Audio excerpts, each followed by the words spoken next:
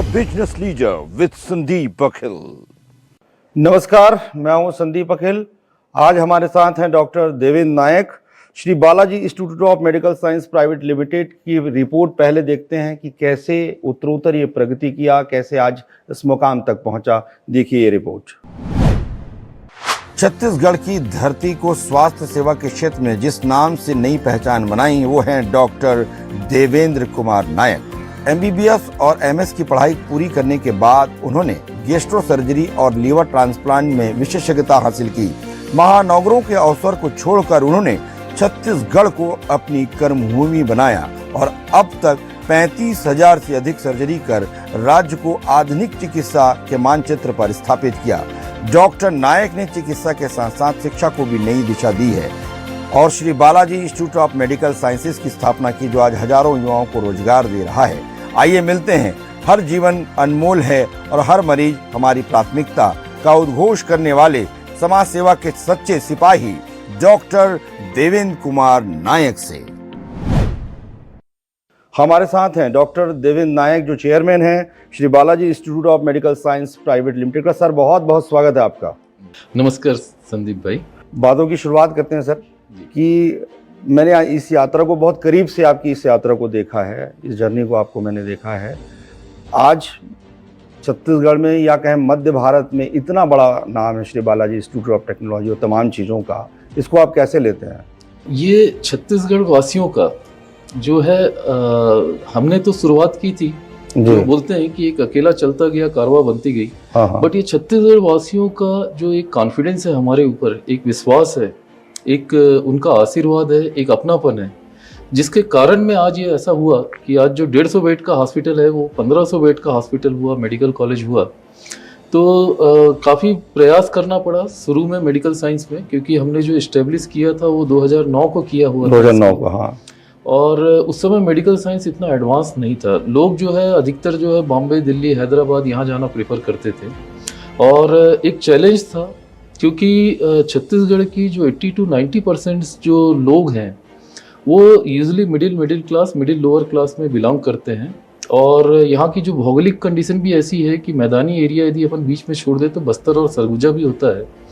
तो वहाँ के लोग भी जो है वो काफ़ी जो है मिडिल लोअर क्लास में ही आते हैं या पुअर क्लास में ही आते हैं। और उनको एक मेडिकल फैसिलिटी, एक क्वालिटी वाली मेडिकल फैसिलिटी एक अच्छे रेट पे प्रोवाइड कराना एक चैलेंज था, जो हमने पूरा किया। क्योंकि यहाँ हमने देखा, मैं भी खुद छत्तीसगढ़ वाला हूँ तो मुझे मालूम है, मैं छत्तीसगढ़िया हूँ तो मुझे ये मालूम है कि यहाँ पे लोग जो है वो 20,000, 30,000, 50,000 तक खर्चा कर सकते हैं हेल्थ के लिए। लेकिन उससे ऊपर यदि खर्चा करना पड़ता है तो उसको या तो ज़मीन, खेत खलिहान, मकान बेचना पड़ता है, या गिरवी रखना पड़ता है, या कर्जा लेना पड़ता है। और हमारे साथ प्रॉब्लम ये होती है कि ये टर्सरी केयर हॉस्पिटल है। हम कैपिटल में लोगों के एक्सपेक्टेशन रहते हैं, जब लोग जो बीमारी जो वहाँ ठीक नहीं होती जब दूरस्थ एरिया में, तब वो यहाँ आते हैं। तो एक चैलेंज था, उस चैलेंज को पार करना कि एक अच्छी क्वालिटी वाली सर्विस हम दें, अच्छे रेट पे दें, तो और वो भी प्राइवेट सेक्टर में। तो ये सब चीज़ चैलेंज पूरा किया। तो इसमें लोगों का विश्वास रहा, लोगों का अपनापन रहा, उनका आशीर्वाद रहा। और सबसे बड़ी चीज़ जो है बालाजी भगवान का आशीर्वाद, माता पिता का आशीर्वाद, ये सब चीज़ करते हुए आज ये 1500, ये मध्य भारत का सबसे बड़ा हॉस्पिटल ग्रुप बन गया है ये बालाजी हॉस्पिटल। और medical college, dental college, paramedical, nursing के साथ में और फार्मेसी के 2 कॉलेज, इसके साथ में एक बहुत बड़ा सेटअप हो गया है। आज 2600 लोगों का परिवार यहाँ पर चलता है बालाजी हॉस्पिटल। डॉक्टर साहब, एक बताएंगे कि जब आपने पहली बार सोचा कि अब मुझे अपना काम शुरू करना है, क्योंकि आप बहुत सारी अलग अलग अस्पतालों में, आप हॉस्पिटल्स में आप अपनी सेवाएं देते थे, लेकिन जब आपने सोचा कि अब मुझे अपना खुद का काम करना है, वो कब सोचे और किस तरीके से इसको प्लान किया आपने? देखिए, मैंने मेरी जो है जो लास्ट जो सुपर स्पेशलाइजेशन की जो एजुकेशन है वो संजय गांधी पीजीआई से हुआ, जो कि इंडिया के टॉप मोस्ट सेंटर, 3 सेंटर में से एक होता है, जो संजय गांधी पीजीआई लखनऊ है। वहाँ से मैंने गैस्ट्रो सर्जरी में किया और लीवर ट्रांसप्लांट और लेप्रोस्कोपिक सर्जरी में किया था। उसके बाद में मैं 1 साल किंग कॉलेज लंदन में था, जो दुनिया का बेस्ट सेंटर है लीवर ट्रांसप्लांट में। तो मेरे पास ऑप्शन था कि मैं यूके में सेटल हो सकता था वहाँ पे, लेकिन मुझे यहाँ वापस आना था और मुझे कुछ करना था छत्तीसगढ़ के लिए। और इसी उद्देश्य को लेके मैं यहाँ पे 4 अक्टूबर 2004 को आया। अच्छा। जब मैं शुरुआत में आया तो एक प्राइवेट नर्सिंग होम में जो लाइफ अर्थ हॉस्पिटल है वहाँ पे मैंने ज्वाइन किया हुआ था। पहले महीने मेरे पास ऑप्शन बहुत थे, पूरे इंडिया में थे मेरे पास में, मेट्रोस के ऑप्शन थे मेरे पास, फॉरेन के ऑप्शन थे। मैंने सब छोड़ के छत्तीसगढ़ आया और छत्तीसगढ़ में उस समय गैस्ट्रो सर्जरी डिपार्टमेंट इस्टेब्लिश करना अपने आप में बहुत बड़ी बात होती थी, क्योंकि यहाँ पे उस समय यदि सीटी स्कैन की बात होती थी तो लोगों को ये बोलते थे कि पेट का सीटी स्कैन होगा, तो लोग विश्वास नहीं करते थे। उनको ये लगता था कि सीटी स्कैन होता है सिर्फ सर के लिए होता है, पेट का सीटी स्कैन नहीं होता। बिल्कुल ठीक है। तो ये 2004 की बात है। और उसके बाद में फिर आप MRCP बोले या MRI बोले, तो MRI पेट का तो भी लोगों को विश्वास नहीं होता था। तो यहाँ पे और बड़ी लंबी लंबी सर्जरी जो 14 घंटे की होती थी, जो 12 घंटे की होती थी, तो उस समय मैंने जो है वहाँ से चालू किया लाइफ अर्थ हॉस्पिटल से। ट्रेंड स्टाफ भी नहीं मिलते थे। फिर मैंने देखा कि थोड़ी सी यही आई कि भाई फाइनेंशियल ऐसा है, क्योंकि यदि आप बड़ी सर्जरी करते हैं, कॉम्प्लिकेटेड केसेस करते हैं तो खर्चे ज़्यादा आते हैं। तब फिर मेरे उसमें मन में ये आया कि नहीं भाई, खुद का सेटअप होना चाहिए जिससे कि लोगों को ज़्यादा से ज़्यादा आप रियायत दे सकें, आप उनको डिस्काउंट कर सकें, उनका समझ सके। क्योंकि मैंने देखा कि बहुत बड़ी बड़ी बीमारी है लेकिन पेशेंट के पास में पैसे नहीं। और उस समय ये गवर्नमेंट में ये फैसिलिटी नहीं थी जब मैं यहाँ था। तो उस समय मेरे दिमाग में ये आया कि अपना एक हॉस्पिटल होना चाहिए जिसका कंट्रोल अपने हाथ में हो, जिसमें कि हम क्वालिटी भी प्रोवाइड कराएं, अच्छे स्टाफ प्रोवाइड कराएं, अच्छी मशीनरी प्रोवाइड कराएं, रिसेंट टेक्नोलॉजी प्रोवाइड कराएं, और वो भी अच्छे रेट पे। तो अब जो है बालाजी हॉस्पिटल कहाँ कहाँ है और कहाँ कहाँ आपके द्वारा, मतलब इस ग्रुप के द्वारा संचालित हो रहा है? देखिए, बालाजी हॉस्पिटल यदि हम बात करें तो यहाँ पे 1500 बेड का हॉस्पिटल है। अभी 200 बेड का सुपर स्पेशलिटी विंग अलग और बन रहा है, और women and child hospital 200 bed का बन रहा है। अच्छा। तो ये 1900 बेड का हॉस्पिटल हो जाएगा। इसके अलावा रायगढ़ में 300 बेड का हॉस्पिटल है, जहाँ की पूरी सुपर स्पेशलिटी सुविधा है। वहाँ पे कार्डियोलॉजी भी है, कैथ लैब भी है, एंजियोग्राफी एंजियोप्लास्टी भी होती है। वहाँ पे 60 बेड का ICU है। तो रायगढ़ में है, दूसरा बालाजी मेट्रो के नाम से है, और तीसरा जोरा में है जो कि कैंसर यूनिट है, और बालाजी मल्टी स्पेशलिटी हॉस्पिटल है वो। वहाँ पे अभी जो है 200 बेड का वहाँ पे भी हॉस्पिटल है। तो टोटल यदि हम बात करें तो 2400 बेड का ये पूरा जो है बालाजी ग्रुप जो है वो छत्तीसगढ़ में है, जो हॉस्पिटल के लाइन पे। मेडिकल कॉलेज आप कहा जाए बड़ा प्रतिष्ठित हो गया बहुत कम समय में, बालाजी मेडिकल कॉलेज जो है, तो इसके पीछे क्या ध्येय था आपका कि हॉस्पिटल के साथ मेडिकल कॉलेज भी होना चाहिए? क्या होता है कि हॉस्पिटल जो होते हैं ये अपने बेसिकली 3 कैटेगरी में डिवाइड होते हैं। एक तो जो नर्सिंग होम होता है वो होता है, दूसरा उससे बड़ा रूप जो होता है उसको कॉर्पोरेट हॉस्पिटल बोलते हैं, और तीसरा जो होता है वो होता है आपका मेडिकल कॉलेज हॉस्पिटल। तो मेडिकल कॉलेज हॉस्पिटल जो इतने कम समय में, और मेडिकल कॉलेज जो यहाँ पे प्रतिष्ठित हुआ और नंबर 1 हुआ है, उसका रीजन ये है कि हमने सभी चीज को ध्यान दिया है। क्योंकि NMC के सर्टेन नाम्स होते हैं कि यदि आपको इसमें टोटल जो है 21 डिपार्टमेंट होते हैं, हर डिपार्टमेंट में 11 से 12 टीचर लगते हैं, professor, associate professor, assistant professor, SR। तो ये जो है इनकी जो है संख्या आपकी बराबर रहे, highly qualified and experience doctor रहे, तो हमने मेडिकल कॉलेज में वो चीज प्रोवाइड कराया। दूसरा, चूंकि हॉस्पिटल हमारा बहुत अच्छा है, जैसे आज के दिन में भी यहाँ पे 1200-1300 पेशेंट एडमिट है, और OPD जो है 2000 से ज्यादा की हो गई है, और सुपर स्पेशलिटी विंग है, क्योंकि बाकी मेडिकल कॉलेज में सुपर स्पेशलिटी विंग नहीं है। ठीक। जैसे कार्डियोलॉजी, यूरोलॉजी, न्यूरोलॉजी, नेफ्रोलॉजी, ये सब नहीं रहता। हमारे यहाँ पे हर डिपार्टमेंट में सुपर स्पेशलिटी में 2 से 3 डॉक्टर हैं। माता पिता का आशीर्वाद, धर्मपत्नी का आशीर्वाद मैडम को लेकर ही आप चलते हैं हमेशा। कितना सहयोग मिला इसको इस रूप में बनाने में, इस रूप में लाने में?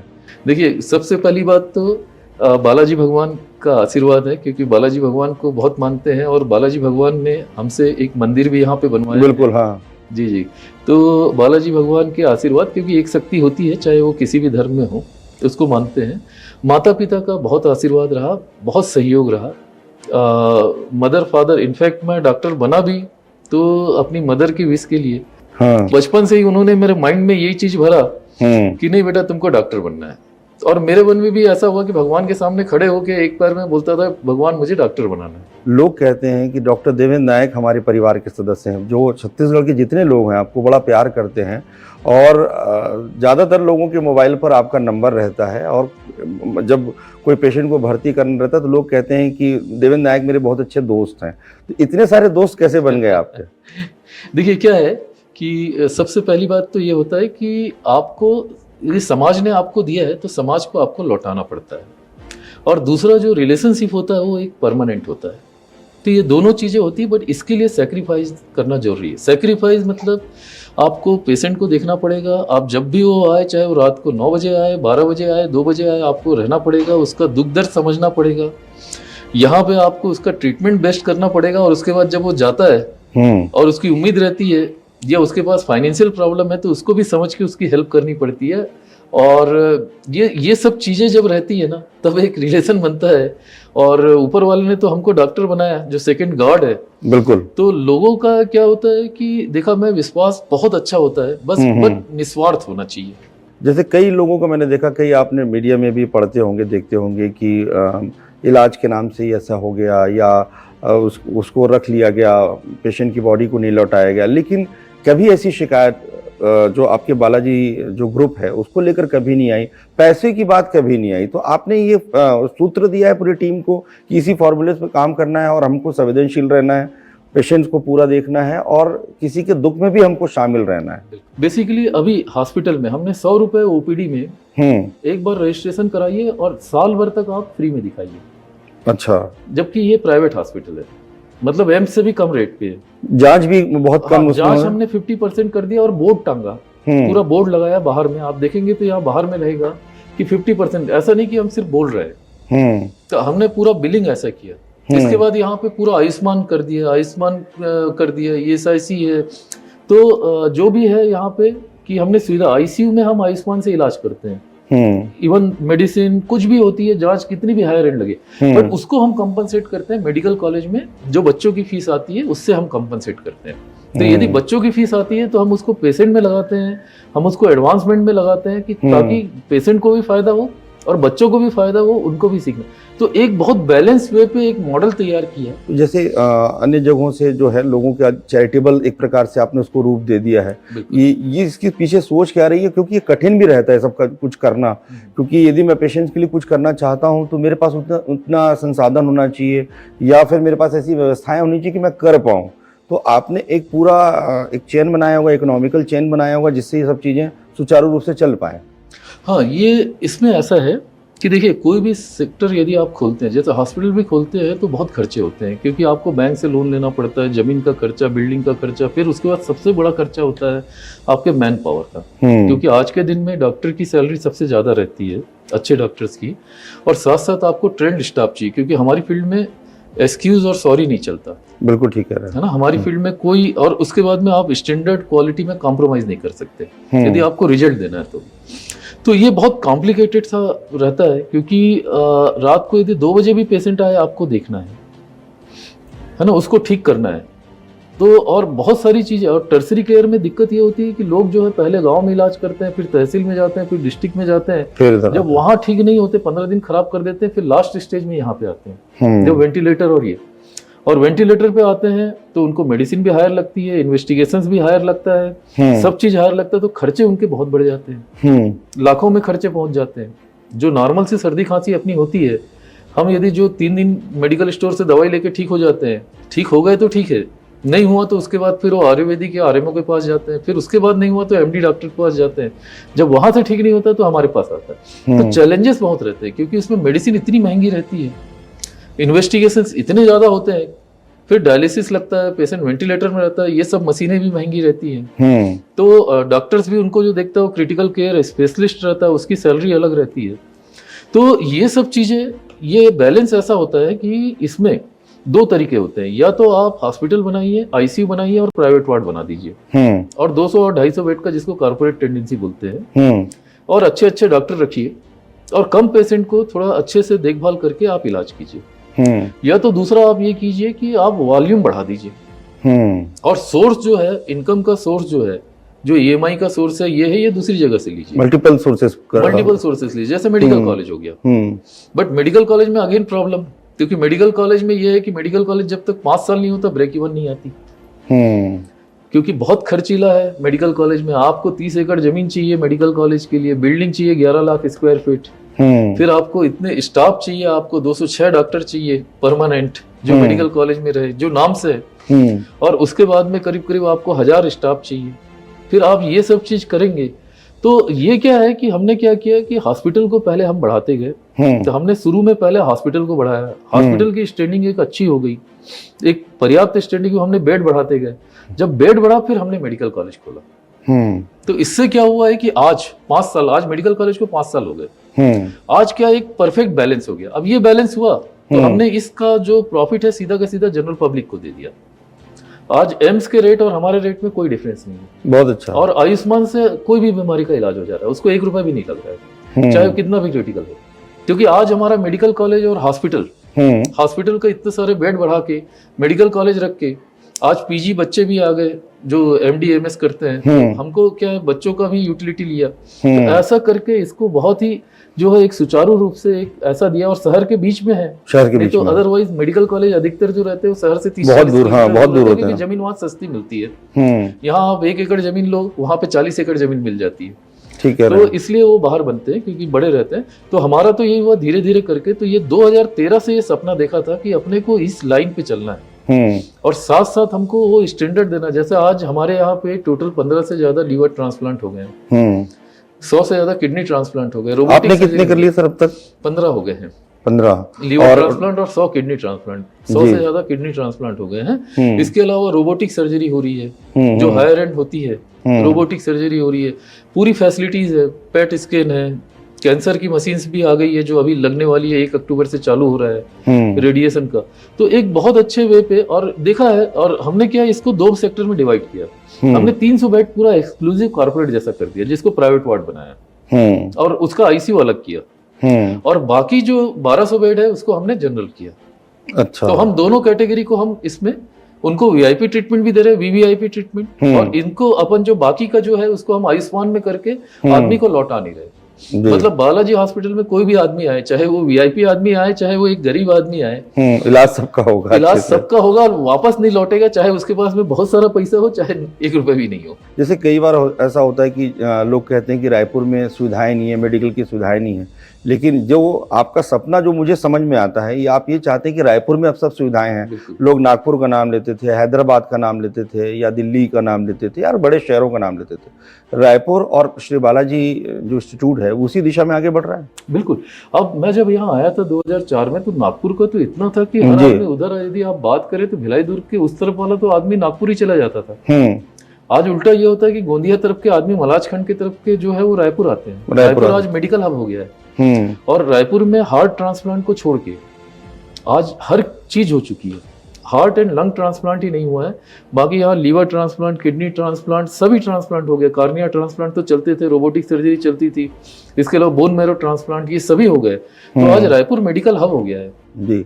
कॉर्पोरेट का नाम हम ले रहे थे, तो आप तो खुद ही कॉर्पोरेट का रूप, जो हमारा श्री बालाजी है उसको आपने कॉर्पोरेट का रूप तो दे ही दिया। तो आने वाले समय में हम ये सोच सकते हैं कि देश के दूसरे कोने में अब इस नाम से जाएगा। हाँ, ये हमारा अभी प्लान है। अभी हम उड़ीसा में भी एक जो है बरगढ़ में एक मेडिकल कॉलेज का अभी वहां पे भी लाने का है। तो ये ऐसा है कि अभी तो उड़ीसा में है, फिर उसके बाद में फिर धीरे धीरे हमको जैसे एमपी भी जाना है पास में, जैसे महाराष्ट्र है वहां पे भी जाना है। तो धीरे धीरे करने का है। अभी तो इसी चीज को सशक्त करने का है जी जी। और बाकी प्लान है जी। सीआरपीएफ जवानों के लिए भी काफ़ी आपका ग्रुप काम करता है, उन्हें हर सुविधाएं देने का प्रयास करता है, उसके बारे में आपने बताया। देखिए, ये सीआरपीएफ की जो जर्नी जो चालू हुई और बालाजी से जो एसोसिएशन हुआ, ये हुआ है 2011 में। 2011 में, ठीक। 2011 में यहाँ पर जो सीआरपीएफ के जवानों का जो बाहर में कैंप लगता था, जो जगदलपुर, सुकमा, दंतेवाड़ा, क्योंकि उस समय इतने पेरीफेरी में उनके कैंप नहीं रहते थे, बट सुकमा में रहता था, दंतेवाड़ा में रहता था। वैसे ही इनका जो है काफी कोंडा गांव में रहता था, फरस गांव में रहता था, इनके कैंप रहते थे, माकड़ी में रहता था वहां पे। तो हमने उस समय दंतेवाड़ा जो सीआरपीएफ वाले आए थे, और उनका ये कहना था कि जवान वहां रहते हैं, उस समय मलेरिया का बहुत ज्यादा प्रकोप था जी। उसके अलावा वहां पे हेल्थ की फैसिलिटी बिल्कुल भी नहीं थी। और तीसरी बात ये होती थी कि यदि जवानों को वहां पे एक्सेप्ट फॉर जो नक्सलाइट जो कैजुअलिटी होती थी, उसके अलावा भी यदि जनरल भी बीमार पड़ता था जवान, तो उनको न कोई ट्रांसपोर्टेशन की फैसिलिटी थी और न डायग्नोसिस की फैसिलिटी थी। उस समय हम लोगों ने अपनी पूरी बालाजी जो टीम थी, हम लोगों ने करीब 4 महीने तक लगातार, मतलब हर तीसरे चौथे दिन कभी चापर से भी गए, कभी गाड़ी से भी गए, और हमारी पूरी टीम ने उनका पूरा हर जवानों का उस समय मेडिकल चेकअप किया वहाँ पे जा के। ECG हो गया, ब्लड शुगर हो गया, ये सब चीज, और जितने हम प्रोवाइड करा सकते हैं हमने कराया ये चीज। कोरोना काल में भी आपकी संस्था ने बहुत अच्छा काम किया, और लोग जो है जब पूरे प्रदेश में जब चर्चा होती है कि कोरोना वॉरियर्स और तमाम इसकी बात होती है, तो बालाजी की जो है ज़रूर बात होती है, क्योंकि यहाँ पर जिस तरीके से इलाज हुआ, जिस तरीके से लोगों को एक कहा जाए इलाज बस नहीं हुआ, उनको आत्मबल भी दिया गया कि नहीं आप ठीक हो जाएंगे। और वैसे जब त्रासदी चल रही थी और लोग अपने घरों से नहीं निकल रहे थे, मुझे बहुत अच्छे से ध्यान है कि आप उस समय भी पूरा दौरा, पूरे जितने लोग एडमिट होते उन तक पहुंचने का प्रयास करते थे। कोविड के समय का यदि हम बात करें तो सिर्फ गवर्नमेंट सेक्टर जो एम्स और मेकाहारा छोड़ दें, तो उसके बाद में सबसे ज़्यादा योगदान हमारा रहा है, क्योंकि अस्पताल बड़ा था। उस समय 500 बेड का हॉस्पिटल था, और उस समय तो इतनी ज़्यादा, जो 2021 की बात है, जो मार्च और अप्रैल में हुई थी, फरवरी मार्च अप्रैल वाली जो लहर थी, कि जहाँ लोग आते थे, और हम लोगों ने जो नज़ारा जो देखा है, मैंने इतना है कि ऊपर वाला अब कभी ऐसा नज़ारा ना दिखाए किसी को भी। तो उस समय रियल में लोगों की ज़रूरत थी, ना बेड मिलते थे, ना ऑक्सीजन मिलती थी, ना रेमडेसिविर मिलता था, ना मेडिसिन मिलती थी।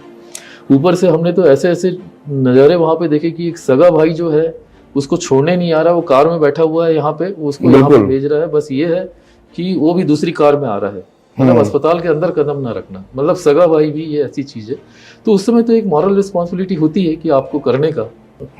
और मैंने गवर्नमेंट को, कोरबा में हमारा 200 बेड का हॉस्पिटल था, वहाँ पे देखा कि गवर्नमेंट, वहाँ पे जो हॉस्पिटल था वो 100 बेड का था, और पेशेंट ज़्यादा हो रहे थे, और उन्होंने प्राइवेट वालों को बोला, बट प्राइवेट वाले उस समय मना कर दिए थे। तब मैंने आगे बढ़ के अपना हॉस्पिटल, जो वहाँ 200 बेड का जो Korba trauma and super speciality centre था, मैंने वहाँ पे स्टाफ सहित, पूरे स्टाफ, डॉक्टर सहित, मैंने उस हॉस्पिटल को गवर्नमेंट को 5 महीने के लिए दे दिया, और मैंने उनसे 1 रुपया भी नहीं ली, बहुत अच्छी गवर्नमेंट से। तो ये इंडिया का पहला ये एक ऐसा एग्जाम्पल था, क्योंकि इंडिया में कोई भी प्राइवेट हॉस्पिटल ने अपने हॉस्पिटल को गवर्नमेंट को नहीं दिया था, और अपनी तरफ से नहीं दिया था। बिटिया जो के जन्म को लेकर जो आपने एक सोच जो है समाज को दिया कि इस तरीके से भी हॉस्पिटल काम कर सकते हैं, और इसकी चर्चा पूरे देश में हुई, तो इसकी प्रेरणा आपको कहाँ से मिली? इसके पीछे आपकी क्या सोच थी?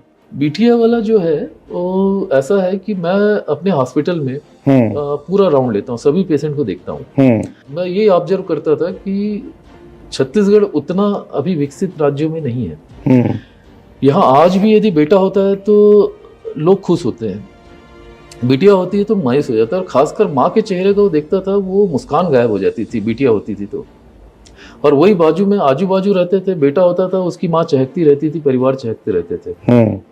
तो मैंने इसको धीरे धीरे ऑब्जर्व किया कि यार ये क्यों हो रहा है, और फिर मैंने देखा कि ये तो है ही, ये चल रहा है, तो इसका क्या सॉल्यूशन है। बोले मैं अपने लेवल पे मैं क्या कर सकता हूँ, बाकी तो गवर्नमेंट अपने लेवल पे कर ही रही है। आज के दिन में कोई जेंडर डिफरेंशिएशन तो है ही नहीं कोई भी। आज के दिन में लड़का लड़की बिल्कुल बराबर है, इनफैक्ट लड़कियां आगे हैं। तो मैंने लेकिन ये चीज गौर किया यहाँ पे कि इसके लिए अपन क्या कर सकते हैं, ऐसी कुछ क्या पहल कर सकते हैं कि जिससे माँ के चेहरे में, जो बिटिया जन्म दी है, माँ के चेहरे पे मुस्कान आए। तो मुझे ध्यान ये आया कि यार मैं एक काम करता हूँ, मैं अपने यहाँ पे ना इसको टोटल फ्री कर देता हूँ, चाहे वो नॉर्मल हो, चाहे सिजेरियन डिलीवरी से हो, उसका ना जांच लगे, ना दवाई लगे, ना कुछ भी लगे, बिटिया पैदा हुई यहाँ पे मतलब टोटल फ्री। और मैंने पहले ये करके देखा कि मैंने ऐसी बोलते बोलते, जब तक कुछ भी मैंने किसी को बताया भी नहीं, और करके देखा तुम्हारी बिटिया हुई ना, तुमको तो पैसा नहीं लगेगा। अचानक से उसकी माँ के चेहरे पे मुस्कान आ जाती थी। फिर लास्ट में ये हुआ कि अभी तो ये कंडीशन है, जिसकी बिटिया पैदा होती है वो ज्यादा मुस्कुराती रहती है, जिसका बेटा पैदा होता है उसको बोलता है मेरे को तो पैसे लग गए, ये देखो बिटिया आई है, आज मेरे को पैसे नहीं लगे। तो ये माँ के चेहरे की मुस्कान देखने के लिए हमने ये चालू किया था। बहुत खुशी की बात है। एक चीज और बताएंगे डॉक्टर साहब, श्री बालाजी पे तो आपकी अटूट श्रद्धा है, हम सब बहुत अच्छे से जानते हैं, लेकिन हॉस्पिटल का नाम और जो लोगो, ये सब चीज़ें जो हैं, आखिर कैसे डिसाइड हुआ कि इस नाम से ही जाना चाहिए, भगवान के इस नाम से जाना चाहिए, ये कब डिसाइड हुआ? बिल्कुल, मैं संजय गांधी पीजीआई में था, और उस समय तिरुपति और तिरुमला, बालाजी भगवान तिरुमला में है और नीचे तिरुपति है। तिरुपति में एक इंस्टीट्यूट है, काफी अच्छा मेडिकल साइंस में है, बड़ा इंस्टीट्यूट जिसको बोलते हैं Shri Venkat Raman institute of medical science. तो वहाँ मेरी पोस्टिंग लगी एंडोस्कोपी और ERCP सीखने के लिए। तो गैस्ट्रो में वहाँ पे वो SGPGI से कोलोबरेशन था, टाइप था।